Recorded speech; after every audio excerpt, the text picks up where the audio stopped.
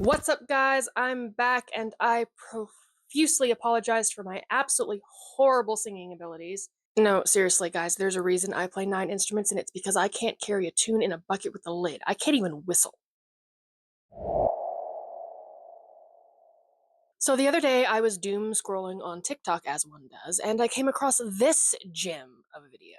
Hear me out. Girls should be getting a paycheck every single month from the government for simply just existing. Why? Because we have way more essential things that we have to buy, and I don't think it's fair that we have to buy those with our own money. Also, we like to shop way more than men do, so it's only fair that we get a paycheck every month. Which in turn made me think of this video I saw last year, where the woman totaled up all her beauty-related expenses to try and justify why men should be paying for the first date.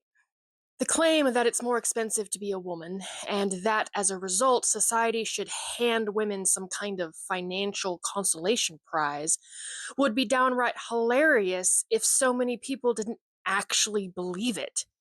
Branded the pink tax by feminists, it spins a narrative that suggests women deserve financial compensation, forgiveness, and or alleviation simply for existing in today's society, because apparently being female now qualifies as economic hardship. At first glance, an apparently legitimate grievance, like most feminist talking points, it falls apart faster than wet tissue paper the moment you subject it to actual scrutiny. Let's review, shall we? On the surface, the pink tax seems like a real thing. A casual stroll through Walmart, CVS, or Target will reveal women's products placed at a higher price point than those marketed to men. But before we cue the tiny violins, let's be clear. This isn't discrimination, it's customer choice and market segmentation. As a demographic, women tend to be more brand loyal and are more often than not willing to shell out extra cash for beauty and personal care products with names like Venus Divine, Goddess of Silky Perfection, now scented with fresh French lavender, than the perfectly serviceable men's option that just says razor. And that's not a societal injustice, honey. That's marketing genius. Additionally, despite claims to the contrary, your average female marketed body wash is not an identical match for one marketed towards men. A case in point, these two products from Dove. A quick look at the ingredients list, that thing you read when you're in the bathroom at 2 in the morning and you forgot your phone on your nightstand, proves these products, while similar, are not carbon copies in what amounts to different packaging. The woman's version boasts 30 ingredients, including the active squalene, and is infused with the 6% hydrating hyaluronic acid serum. The men's version, a humble 23 ingredients, no fancy additives, no serums, just the basics. If women were truly outraged by the price difference, nothing is stopping them from tossing the Sparkle Goddess of Eternal Youth version out the window and grabbing the men's version instead. In fact, when men and women buy identical unisex products, there is no little fairy waiting for you at the checkout to make sure you pay extra as a woman. That would be an actual pink tax, but that's not what's happening. In reality, women are voluntarily choosing to pay for those extras. And yes, I'm included in that. Because in addition to being clean, I too would rather smell like unicorn farts than an Irish spring. That's called preference, ladies, not oppression. So I'm going to need y'all to take several seats, though preferably not right after you've drenched yourself in 3 gallons of Bath and Body Works new whipped body butter, because you'll just slide right off the seat.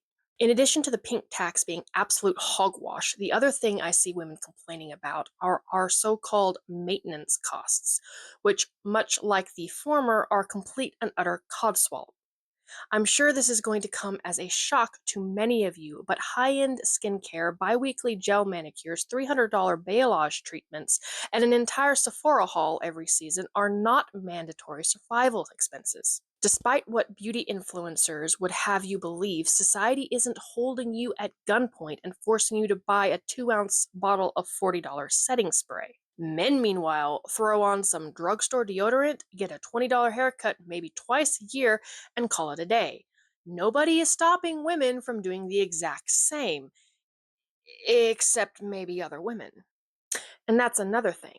The idea that it's men who are the masterminds behind today's so-called oppressive beauty standards is downright laughable. Be honest, girls, it's not men who are out there policing the length of our lashes, the arch of our brows, or whether our foundation is perfectly blended or not. That'd be women. Men, for the most part, barely notice half this stuff. They're just happy if you look nice. Meanwhile, women will break out a magnifying glass in order to dissect your outfit, all while whispering to one another about how many split ends you have with the precision of a Michelin starred chef plating a dish. And let's not pretend they're nice about it either. Women can be horribly brutal to each other in a way men just aren't. My comment section, for example. For every 10 comments I receive about my appearance, 9 of them come from other women, and none of them are brimming with sisterly love and support. Whether it's a backhanded compliment, passive aggressive, just looking out for you, or a full on takedown disguised as constructive criticism, women enforce these beauty standards with the kind of unrelenting zeal that would make a drill sergeant blush. But sure, let's keep pretending it's men who are the real villains here. Getting back on topic though, the real maintenance costs of just being human don't actually vary all that much between the sexes. Hair, for example. Human hair has the same basic upkeep requirements regardless of whose head it's attached to. And while yes, there is some variance between hair types, straight black Asian man hair and straight black Asian woman hair is fundamentally the same. This is also true of skin. That's right, ladies, all those lotions and potions we use aren't necessary. According to dermatologists, you only really need 3 products: a cleanser, a moisturizer, and sunscreen. That's it. Literally 3 things. Guys, too. Everything else is just icing on the cake. In fact, the only real gender exclusive costs are accrued during our menstrual cycles, and even then, there's no secret period police out there threatening to withhold our desperately needed double stuffed cookies and cream chocolate chunk ice cream if we fail to purchase the most expensive maxi pads on the market. A package of 36 costs around $4 at Walmart. That's about on par with a 4 pack of toilet paper. So if you're gonna seriously argue that we should be getting the former at no cost, an argument can be made for making good old TP free as well. Goodbye, Charmin. Hello, One Ply. Ironically, while the pink tax is largely a complete fabrication designed to make women feel like perpetual victims just for having the JJs, there is a very real blue tax on items like car and life insurance. And guess what, guys? It's not just car insurance. Women actually get quite a few sweetheart financial deals, up to and including female exclusive scholarships and grants, more financial assistance programs, including welfare and housing aid, where single mothers are prioritized over struggling fathers, lower health and life insurance premiums, and better divorce and custody settlements. If women are being financially victimized, men are getting straight up mugged by the system that's supposedly supposed to be skewed in their favor. Hashtag fight the patriarchy. And speaking of the patriarchy, it's time for everyone's favorite feminist talking point, and one I'd be remiss for not mentioning in aggregation with today's topic, and that is the wage gap and the reality of female spending. Seriously, guys, it's the line that won't back. I actually had this conversation with someone just this week on one of my Facebook posts. The idea that women make 77 cents to a man's dollar has been debunked more times than a flat earth theory, yet people still trot it out like it's gospel. The reality? By and large, women are, on average, choosing lower paying fields, working fewer hours, and prioritizing flexibility over high risk, high reward positions like those in commercial construction, oil, and deep sea fishing. Much like the sunshine and rainbows body lotions we were previously mentioned, the ones with 86 ingredients, including mermaid silk hair proteins, real gold dust, and then make you smell like a baby unicorn's butthole, that's not discrimination. It's personal preference. Meanwhile, despite supposedly earning less money than men for the exact same work, women still manage to make between 70 and 80% of all household purchasing decisions.